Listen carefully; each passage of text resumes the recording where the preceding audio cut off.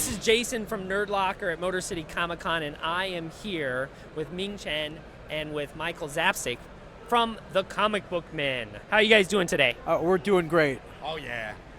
Awesome. I first have to compliment you on the Faygo and the Better Made chips. Way to represent Oh, yeah. Michigan, I'm right? I'm going to chug this afterwards. Con is over, chugging this. And yeah, that's my lunch right now, so yeah. Awesome. Just dropping on the feed bag afterwards, so we attach this right to Ming's chin. And Yeah. it eats right out of there. So, after the con, we're going to go hit up Myers for some 1 cent There you pony go. rides. Then hit some, go Lafayette Coney Dogs. Coney and then, dogs. Very cool. Very cool. Well, and you went to U of M, right? I so did. you're a Wolverine. I am a Very big Wolverine. fantastic. And then, are you familiar with Michigan, or you just are along for the ride? Now I'm along for the ride, but I've been here before. We were in Mount Clemens at a con about 7 months ago. Very cool. Very cool. Hit Tom's Tavern down on 7 Mile. Yeah. Nice. Nice. Well, let we me. escaped with our lives, by the way, Well, which that's is a good. feat in and of itself. This is true. This is true. So, Comic Book Man, let's hit that first. What is maybe one of the most standout moments in all the crazy experiences that you guys have had on that show? We'll start with you, Ming. I think that the biggest standout moment is when Stan Lee came into the store. And Awesome. he didn't come in once, but he came in twice. And we got to spend time with the god of Comic Kingdom, one of the most prolific creators of all of our beloved characters. That was pretty cool. Did you have a standout moment? I would have thought that you driving the Black Beauty against the Batmobile would have been a standout moment. I got to drive the Batmobile. I thought that was pretty cool. Like Ming said, Stan Lee, and I also got to ride in the Batcopter. That was really cool. That was awesome. That is very awesome. Okay, how about like the strangest customer or person that's brought something to sell to you guys that you've had from the show, or even that wasn't on the show and just came into the store or something? We had a young lady bring in an item. We're not going to out her or mention it. I don't even know her name. But we later learned she was so excited to be there that she peed herself. That's great. Okay. Another one? She peed herself. Yeah. But another one was the lady that brought in the Chucky doll who was splattered in blood, and that was weird. But on a weekly basis, we get some characters in there. I'm sure that you do.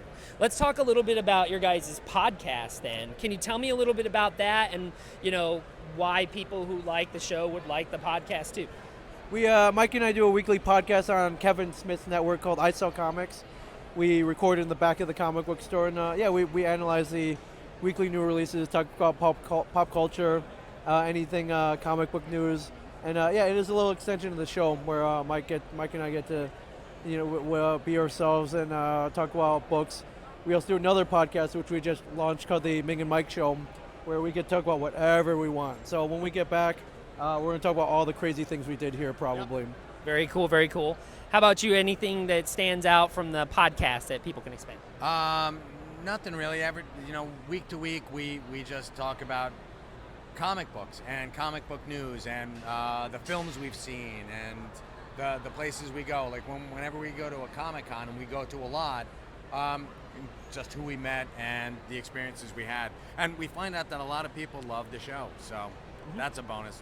Yeah, gives us a formed event too. If we didn't like Batman versus Superman, you'll hear about it.